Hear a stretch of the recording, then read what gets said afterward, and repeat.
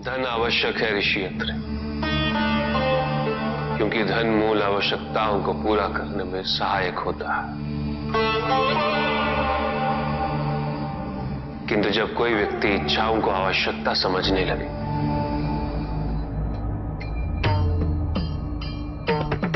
तो धन कितना ही क्यों ना पर्याप्त नहीं होता, क्योंकि इच्छाएं अंतहीन है। इसलिए मनुष्य कभी ना समाप्त होने वाली इच्छाओं की पूर्ति हेतु धन संचय को ही अपने जीवन का लक्ष्य समझ लेता है।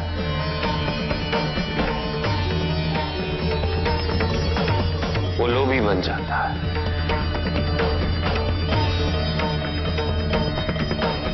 वो भूल जाता है कि उसके जीवन का मुख्य लक्ष्य ईश्वर के समीप आना है।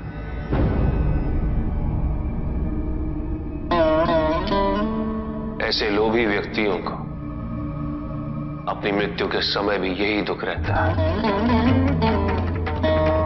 कि उन्होंने क्या कुछ नहीं पाया, क्या शेष रह गया। ऐसे समय में वो एक क्षण के लिए भी ईश्वर का स्मरण नहीं करते, अपने जीवन की निरर्थकता और व्यर्थता का बोध नहीं होता।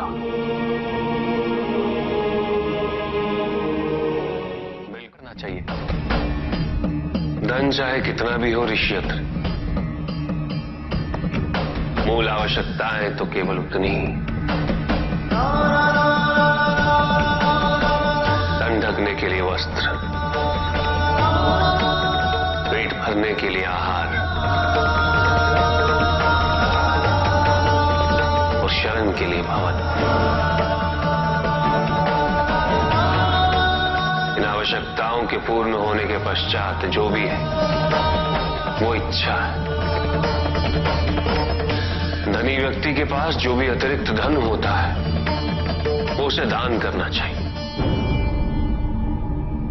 उनके उद्धार के लिए जो अपनी मूल आवश्यकताओं को पूरा नहीं कर सकते।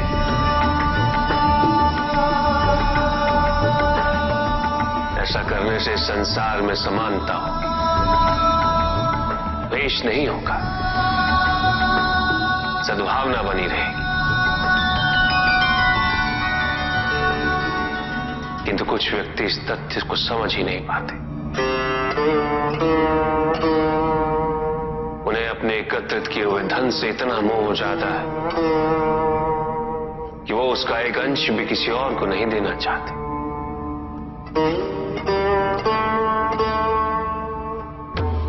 ऐसे व्यक्तियों की सूची में सर्वप्रथम स्थान कुबेर का है।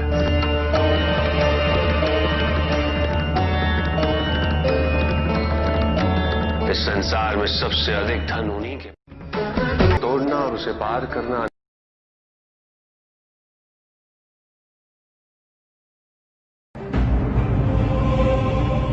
तो मेरा अपराध क्या है प्रभु? तुम्हारा अपराध था एक त्रिदेव को दूसरे से बड़ा समझना, उनमें भेद करना, उनमें तुलना करना।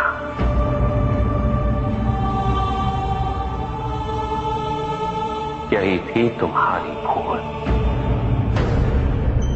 तुम ये समझने में असफल रहे कि त्रिदेव तो एक है, समकक्ष, कोई भी किसी से बड़ा नहीं और कोई किसी से छोटा नहीं, कोई भी किसी से अधिक महत्वपूर्ण नहीं और कोई भी किसी से कम महत्वपूर्ण भी नहीं। तुमने जो कुछ भी किया वो भक्ति नहीं थी निकस। भक्ति के नाम पर किया जाने वाला अहंकार था वो कि तुम्हारे आराध्य सबसे महत्वपूर्ण है। कैसे भक्त हो तुम मेरे, जो ये भूल गए कि तुम्हारे आराध्य के भी आराध्य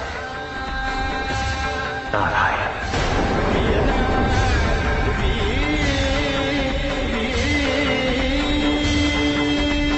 भक्त यदि सच्चा तो उसके पास अपने आराध्य को पाने के अतिरिक्त ये सोचने का समय ही कहां होता है कि उसके आराध्य से महत्वपूर्ण भी कोई है या नहीं। वो तो प्रतिपल अपना ध्यान केवल अपने आराध्य पर ही स्थिर रखता है, और जब ऐसा होता है दिग्गज, तो ना तुलना होती है, ना प्रतिस्पर्धा होती है, और ना ही किसी प्रकार की कोई ईर्ष्या होती है। बात तो केवल आनंद की अनुभूति ही विद्यमान होती है।